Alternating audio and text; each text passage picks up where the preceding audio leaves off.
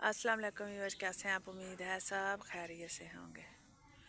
अब धूप के ऊपर ना हल्की हल्की ठंड की फुहार पड़ने लगी है। धूप अब इतनी तेज़ नहीं रही, धुंध सी पड़ने लग गई है। कुछ जो चावलों के खेतों को आग लगाने लगे हैं किसान, बेचारे मजबूर हो गए। तो उस वजह से भी बड़ी पोल्यूशन ऊपर हो गई है ऊपर, और अब सारा समा सवाह उड़ती फिरनी छत्तां ते। वो एक वक्री कहानी है। अच्छा, ਜਦੋਂ भी अपनी बच्ची का रिश्ता करा करो ना, सोच समझ के करा करो। कोई परदेसी होवे ना तो ਉਹਦੇ ਨਾਲ ना करा करो। परदेसियां ਨਾਲ तो रिश्ता ही ना करो, मैं कहनी हाँ। क्यों उन्होंने रहन का पता नहीं हुंदा, अपनी बीवियां दे नाल बच्चों के नाल रहन का पता नहीं हुंदा। इस तो कि बाहर ही रहे हुंदे ने, लड़के इकट्ठे रहे हुंदे आ, उत्थे स्ट्रगल करते बेचारे, उत्थे जलील हुंदे रहिंदे आ। ते उन्हां दा कसूर नहीं गा बच्चों का। फिर बेचारे होश करते हैं तो होश फड़ते हैं, बाहर चल जाते हैं कमाउण, अपनी गुरबत मिटाउण, घरदियां वास्ते जिम्मेदारी सिर ते चुक लेंदे। उन्होंने पता नहीं हुंदा कि फैमिलियां दे नाल किद्दां रहीदा, बीवी नूं किद्दां रखीदा, बच्चों नूं किद्दां रखीदा।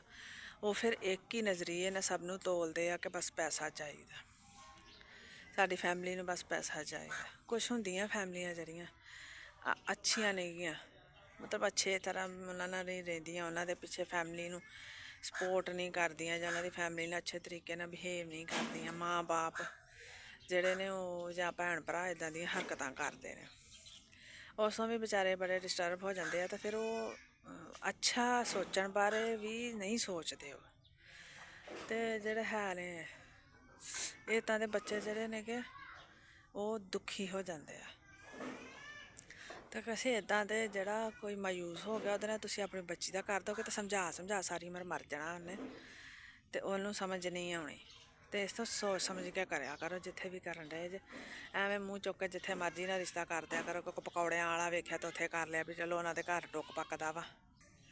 जेड़ा मर्जी रिश्ता लभे बस वेखदे जे कि मुंडा तुरया फिरदा वा, तो बस जी मुंडा हैगा वा, साह हैगे ने, बस इहदा रिश्ता कर दिओ।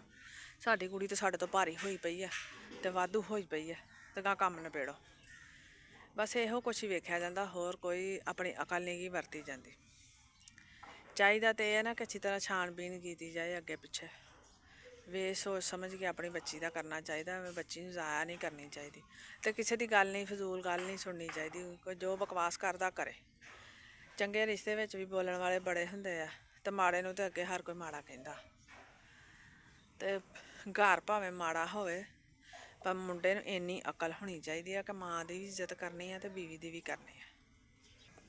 तो ये जोड़े लोग कहते हैं ना कि कुड़ी सियाणी होए तो सब कुछ हो जाता, वो बकवास करते आ।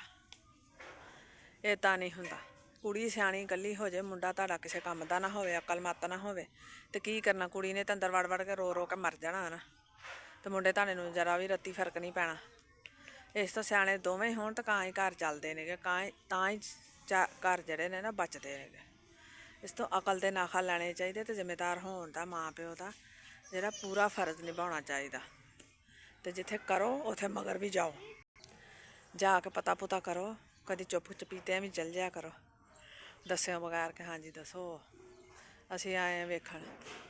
इहदे नाल भी जाके बड़ा कुछ पता लगदा बंदे नूं। ते बच्चियां नूं एवें ज़ाया ना करया करो, वो भी तुहाडियां ही बच्चियां ने, तो तुहाडियां ही पूरियां हकदार ने। अपना ख्याल रखियो, ते अपनी राय का जरूर इजहार करियो। अल्लाह हाफिज़।